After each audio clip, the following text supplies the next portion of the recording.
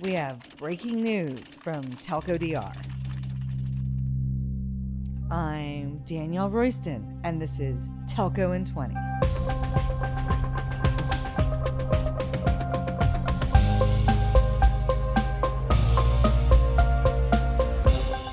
As you all know, I'm super excited about MWC in Barcelona. I've been talking for months now about how I'm going to go big. We have a little more than 100 days before opening day on June 28th. And I'm going to be my bold self and say it's totally going to happen. COVID cases are down almost 50% worldwide since peaking in January of this year. And every day we're setting new records on vaccination rollouts. We're turning the corner on this thing, and life as we used to know it is making a comeback. So you can imagine my shock and disappointment when I heard the news that one of the old dinosaurs pulled out of MWC. You know who I'm talking about? Ericsson. I mean, how lame is that? My take is they're leaving because they have nothing new to say. I believe this is an awesome opportunity to move in the new guard as we pivot to the conversation that matters, moving to the public cloud. When I heard that Ericsson was bailing, I immediately got in touch with John Hoffman, the CEO of GSMA, to see if we could put a deal together. And in a couple of hours, we had a virtual high five. I'm grabbing the Ericsson space, baby. The Ericsson booth is one of the biggest booths at MWC at more than 6,000 square meters or 65,000 square feet. We're talking bigger than an American football field. What is TelcoDR going to do with all that space? Maybe we set up a tennis court, or maybe we get my hero, Elon Musk, to put a rocket in our stand. I'm actually serious. I've already asked him. Whatever we decide, I do know it's going to be the public cloud destination at MWC. So my prediction is MWC is going to happen. Let's save MWC and make it awesome. We're going to shake things up on the podcast today. Here's the deal. Oprah has been a little busy dealing with the royal family. So I've grabbed a great friend of mine, David Haselwood, and he's going to interview me. We're turning the tables, I guess you could say, on just about every level right now. This is my side of the story, how my deal got set up, what we're going to do with the space, how we're going to change the conversation from all those lame-o legacy losers hogging up all the airways to the new public cloud players that are disrupting the industry. The Roaring 20s are here, and we're going to make it happen. So let's take 20. Let's take 65,000 square feet of space at MWC. All right, guys, I bet you're wondering what I'm doing. Today, we're going to change it up and do something a little bit different on the podcast. I invited my friend David Haselwood to chat what I'm doing to the telco industry. So, hi, David. Hey, DR, how are you? I'm awesome. I'm making waves, I guess is a good way to put it. Yeah, I would say that based upon my feed, TelcoDR had a pretty interesting week. Kind of a crazy week. Couple things happened this week. I had this really amazing talk that I did for Telecom TV. It's a 20-minute talk. We worked super hard on it. And so I was really gearing up to promote that talk and make that a big thing. But something happened on Tuesday morning, and that was Ericsson bailed on MWC Barcelona. And I decided to step into their space at 65,000 square feet or 6,000 square meters. And so, yeah, I'm taking over their space. So this is the part that I couldn't believe. So what you're saying is that you already were going to do a booth there, but it was going to be something small. Is that right? Yeah, we were planning to go, right? We had a pretty good sized booth, but this was just like an amazing opportunity. And I think this is what people don't understand. I think they look at it and like, oh, it's a publicity stunt, or like she doesn't have the money. Like I'm true freaking story, true story. So I see the news from Ericsson post on Twitter, and I had been busy in the morning. And so it's like lunch and I'm checking my Twitter feed and I see that they've bailed, and I'm like, this is such a super awesome opportunity to get access to Ericsson's customers, right? And so, yes, it's 65,000 square feet. I think a lot of people thought it was a joke. I tweeted to the GSMA saying, I'll take their space. I reached out to a couple of journalists, like, I want to do an interview about this. No one wrote me back. No one liked my tweet. I mean, I have like 900 followers. I'm not like the most followed person on Twitter, but like no one wrote back to me. And so then I went onto LinkedIn and I randomly had been connected to the CEO of the GSMA a couple weeks ago. And so I tagged him and I was like, John Hoffman, I will buy that space. And he responded back, let's do it. And I responded back, great. Who do I talk to? And he was like, we'll be in touch. And then he took it offline, which is whatever. I'm sure he was like, who the fuck are you? And is this serious, right? They're like, are you serious? That's exactly what I wanted to know. I saw the LinkedIn thing, and I think I speak for everybody that knows you or is familiar with you, and that it sounds absolutely crazy. And is that even true? So what are you doing with this? So we put the deal together pretty quickly, and it's done. I'm in the space, super psyched. It's a ton of space, just for context. I mean, 65,000 square feet, 6,000 square meters. That's like a football field and a half of space. And so on Twitter, I was like, I'm a big tennis player. Could put like a tennis court in there. But I'm like, hey, Elon Musk has this whole Starlink thing. Why don't we get like a freaking rocket? Like he keeps blowing up rockets. Surely he has like rocket parts. He's got an extra one lying around, right? Yeah, he can send it to me. So I think on a more serious note, really what I want to do with the space is change the conversation from what it's been for like ever, which is the big guys dictating the old messages, the same old, same old. And what I'm all about is public cloud disruption. I've been talking about it for years. I was planning to have this small booth and like basically stand in the aisle and wave and try to flag people down to get people to come. I'm now in the Ericsson space. Everyone knows exactly what I'm talking about. And those Ericsson customers know exactly where it is. And so they're just going to walk right through my front door. And this is an opportunity. It would have taken like tens of millions of dollars and years to do. And the ROI on this, right? I'm going to build a stand. I'm going to change the conversation. I'm going to invite the startups and the companies that are trying to drive the future of telco into the booth. We're going to try to make it fun. But yeah, I'm going to turn it into this public cloud city, all about how telco can be about the future and change the conversation from those legacy guys that literally have nothing new to say. And so let's do it. You mean Ericsson wasn't going to talk about 5G again? The people were ready for that message? And I'm like, are you going to talk about how you're like not doing Open RAN, right? Like, what are you guys going to talk about? So, I mean, for those guys, I think it's really easy for them to bail and use COVID as an excuse because they don't have anything exciting to say. And I'm not like that. I have a lot of things to say. I think the time is now. I'm a forward-looking girl. I look forward 90 days. And I'm an American. Our president just announced that vaccines will be available for all adults over 18 starting no later than May 1st. We'll have a supply for all the adults that want to be vaccinated by the end of the month. And so that gives us a whole month before Barcelona. It's totally going to happen. And the people that have something to say are going to be there. I think people are ready to be together. And I'm super pumped to like travel again, meet people, and talk about the future. So yeah, let's do it.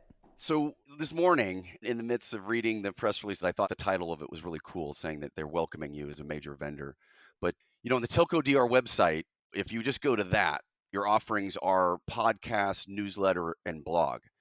That does not exactly, in my mind, and maybe everyone else's mind, really take up 65,000 feet. So there must be more to this story. And that's, I think, what myself and everybody else wants to know. What else are you going to have? For sure. I mean, I think it is confusing. I get it all the time.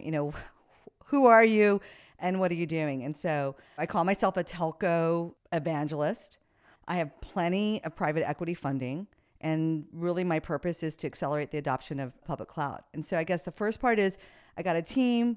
There's parts of my organization that talks to all the telcos, really trying to provide a counterbalance to all that like legacy messaging that quote, public cloud won't happen here kind of thing. IBM's fake cloud, all Amdocs, FUD that they're constantly doing. Those guys don't want public cloud to happen because it's not good for them. And so I'm out there talking to telcos about public cloud and how transformative it is to their business. And so I think that's like one part.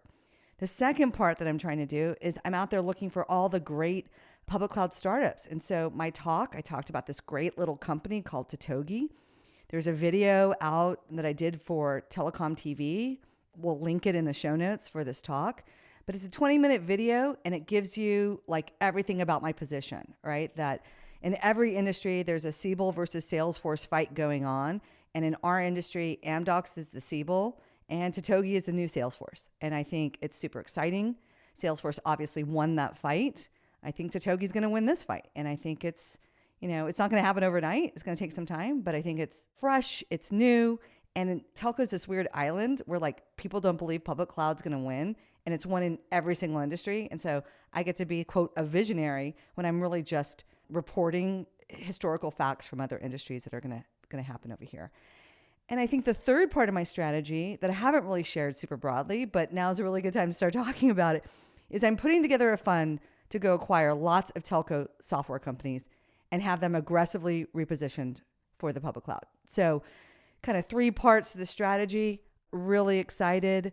I'm talking to lots of people about this fund I'm raising, but I expect to get at least $1 billion. And wow. I think this is the public cloud year for telco, and I'm leading the charge, and I get to do it in my super awesome 65,000 square feet. Sounds like you're going to be supporting other companies that are aligned with you as well, sounds like. Yeah, I'm going to ban the words on-premise and private cloud in my booth, right? I'm going to be like, get out, like literally leave. Like we don't speak that here. But yeah, I think there's a group of software vendors that are really excited for this innovative future. They're ready to adopt the new technology. It's not new. It's 20 years old.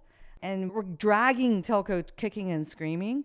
And once they get to the new land, they love it. They're like, oh my God, I had no idea it could be such a joy to manage software this way. And I'm like, duh.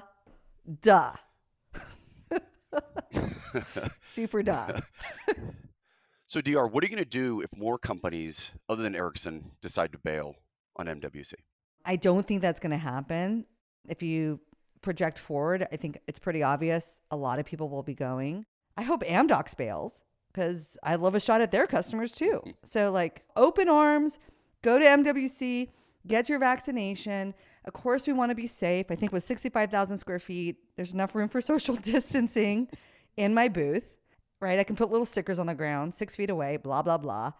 But yeah, I think it's going to happen. I think COVID has to end eventually. And it's obviously ended in Asia. And I think finally the rest of the world, vaccines are out, the cases are down. It would be nothing better than the end of June to be a perfect timing to go back to seeing people and having meetings. I did get third place in the Northern California Science Olympiad for metric estimation. So I know that 65,000 square feet is pretty big.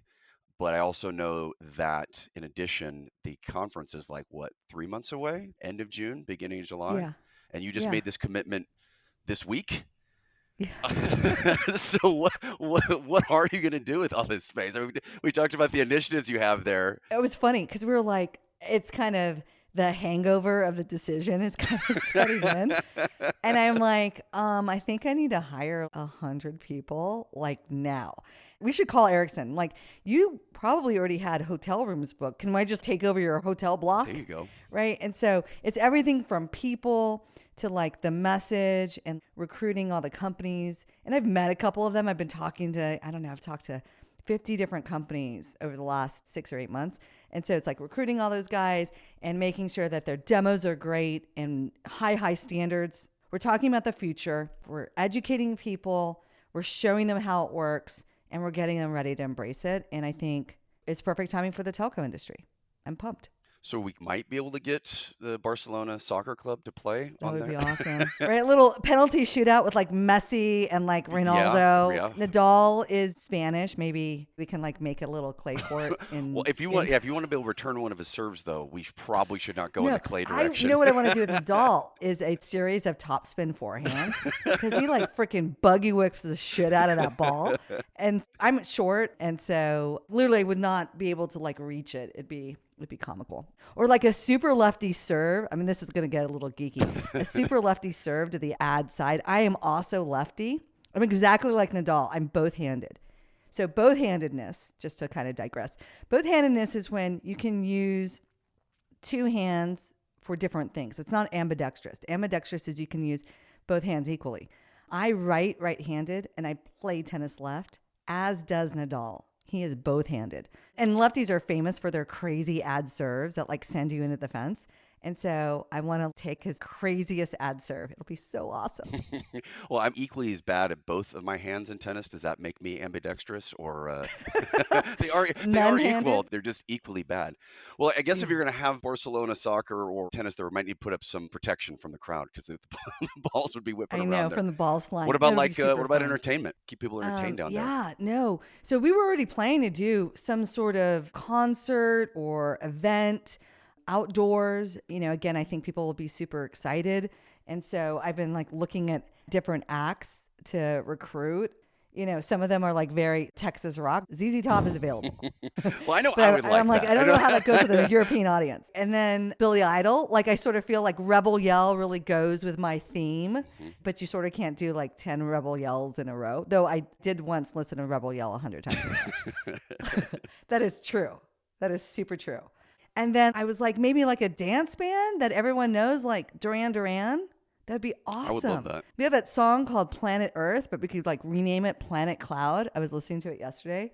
I was like, Planet Cloud. And then my maiden name is Rios. I'm actually Mexican. People don't know that. But with a name like Royston, it's kind of hard to tell. But that's my married name. But my maiden name is Rios. And they have a famous song called Rio. And I would love to listen to that song live. So maybe Duran Duran. I don't know. Maybe they can take you up on stage with them. That would be pretty fitting. But no, again, like I said, it's not just a PR stunt. I mean, if you told me, even when I was CEO of Optiva, that I would get access to the Ericsson customers, that they would walk through my door at my booth, I mean, right there, it's the ROI is instant. This isn't like a multi-year thing. It's an instant thing. And I think there's a lot of people talking about it on LinkedIn and Twitter right now that are like recognizing this like freaking master marketing move. And I'm super psyched. I'm thinking I should probably send a case of wine over to the head of BSS of Ericsson, because it probably was not his decision to bail on this event. I was going to ask you about that. How do you think they're feeling this morning? Yeah, I mean, I'm sure. Well, I know they called over to the GSMA and they're like, wait, what? They're like, you gave away our space. And I think the GSMA reaction is like, well, you guys bailed, right? Like, we're an organization. We're trying to make this work. We need the big players. And you guys are like, we're going to stay home. This person showed up. She has money to spend. She's excited about this. And so I'm excited to have a shot at Ericsson customers. It's billions and billions of dollars of revenue. And I get to pitch my vision. The TelcoDR team has an opportunity to get mind share with those guys. And so I should send that guy a case of wine. So yeah, that's the plan. We wanted to put together a quick podcast, kind of telling the story. I'm super excited and super jazzed, and I can't wait to see everyone at the show. Come see me. Double bonus points if you're an Ericsson customer. We'll do special stuff for you, maybe VIP tickets for the concert we throw. And frankly, I can't wait to get on a plane and see everyone in Barcelona in the sun, in the summer. It's a unique opportunity. MWC is always in February, where it's sometimes can be cold. I mean, in June, it's going to be fabulous. And so, see you there. DR, thanks for having me today. This is awesome. Thanks for being my little chat buddy. Stick around, because we're ending each podcast with a Telco in 20 takeaway. I have 20 seconds to tell you something you need to know. People keep asking me, can you afford this? Fuck yeah, I can afford it. Here's my calculus. Ericsson has billions and billions of customer revenue that comes to the show every year. These customers know exactly how to find the stand. But this year, when they wander over to the old space, they're going to see me and my awesome public cloud message and walk right through my door. And I get the chance to speak with each and every one of them about the future of telco. If you want a taste of what I'm talking about, just check out my awesome telecom TV talk about that new startup, TelcoDR. For me, and for vendors like TelcoDR, when you think about the time and money required to get the opportunity to speak to every Ericsson customer, this is easy math. It's a no-brainer. So if you're an Ericsson customer out there and you're sick of the same old lame message from Ericsson, and you're ready for the new hotness that is public cloud, and you're ready to pivot to be a truly digital telco, then you'll know where to find me. I'm sure I'll be able to swing some sweet concert tickets for you. And if you're not an Ericsson customer and you want to be part of this new movement in telco, Then text me or WhatsApp me at 925-TelcoDR. Don't forget to hit that subscribe button and share our podcast with your colleagues. Let's connect on LinkedIn and on Twitter at TelcoDR. And please sign up for our email newsletter at telcodr.com. We'll see you at MWC in Barcelona. And I've said it before, and I'm going to say it again. Adios, COVID. Hola, Barcelona. Later, nerds.